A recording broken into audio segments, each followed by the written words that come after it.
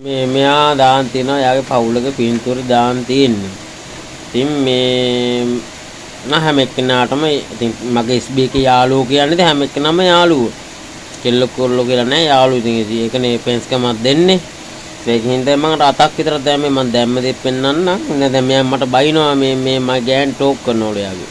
වැඩේමයි මම ගෑන්ට ටෝක් කරන්නේ නෑ.